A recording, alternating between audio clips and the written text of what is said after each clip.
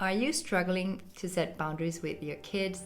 Do you find yourself constantly giving in or feeling guilty of not letting your kids have their way? After watching this video, you'll have a better understanding of the power of boundaries and the tools you need to set healthy limits with your children. If you're new to this channel, hi there, I'm Vilma, I'm a mother of two, and I'm here to tell you my honest point of view on all things parenting. I want to help to build a supportive community of empowered parents through real, honest, and relatable conversations. So I grew up with this idea that love is limits, and children really crave for boundaries. They make them feel safe, and they make them feel that you are there to stand firm for them. Most of us understand the importance of boundaries, but setting them and especially keeping them can be hard at times. That's why in this video I'm sharing practical tips on how to set boundaries in a respectful and effective way. So the first step is to know your own values and beliefs. Before you can set boundaries with your children, it's really important to know what you believe in and what is important to you. Take some time to reflect on your values and what you want to teach your children. This will help you confidently set limits that align with your beliefs and follow a logical thought pattern. So for us, keeping our kids away from screens and sugar was a really important value, and understanding that priority really helped us set limits around screens and sweets and really hold on to those limits because we knew why they were set in the first place. The second thing is to communicate openly and honestly. Effective communication is key in any relationship, but is especially important when setting limits with your children. Be open and honest about your expectations and the boundaries, and explain to them why you are setting them.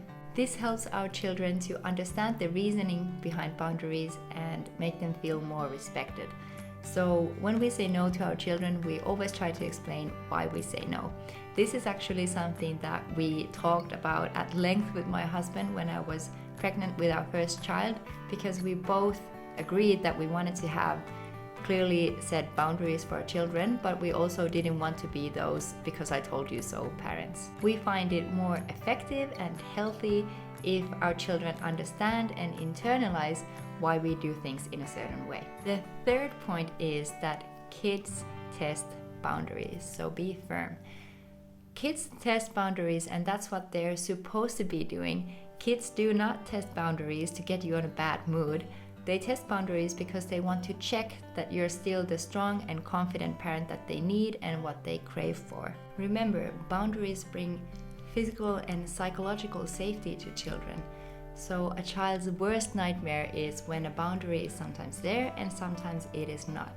Children need to hit the wall. It makes them frustrated and scared and confused if one day the wall is right next to them and other days they need to run 5 blocks to reach that wall. And trust me, they will run those 5 blocks. That's how important it is for them to reach the limit and see that you're still the strong, firm parent that they need. So when the kids are doubling down on you and really testing those boundaries, imagine that you're there to help them grow and feel safe and secure in the relationship they have with you by standing firm and keeping the boundary that you have set for them. Think of it in the same way as a boxer who needs their punching bag to improve. So although the analogy of you as a punching bag might not be the most flattering, it can give you some confidence in staying firm.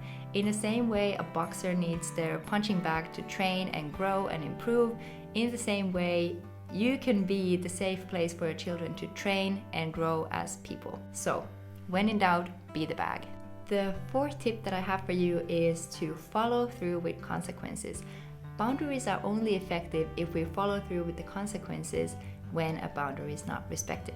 This helps our children to take responsibility of their actions and understand the consequences of their behavior. Make sure to systematically follow through with the consequences you have set, even if it's uncomfortable or inconvenient. But this also means that you only set consequences that you're comfortable with. So it might be natural consequences or it might be something else, but you need to be systematic in following through with consequences.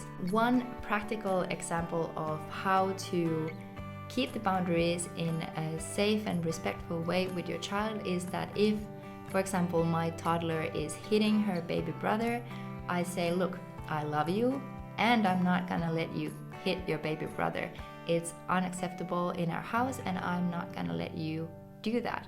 So there's the boundary. In our house, we don't hit other people.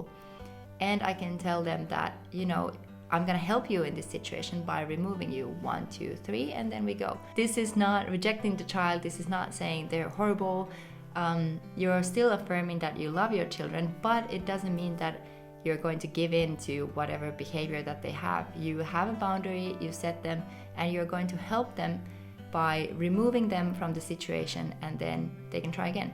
The fifth and the last tip that I have for you is to practice self-care. As parents, we can get so caught up taking care of other people that we forget to take care of ourselves. I know that this might sound like such a cliche, but it's true.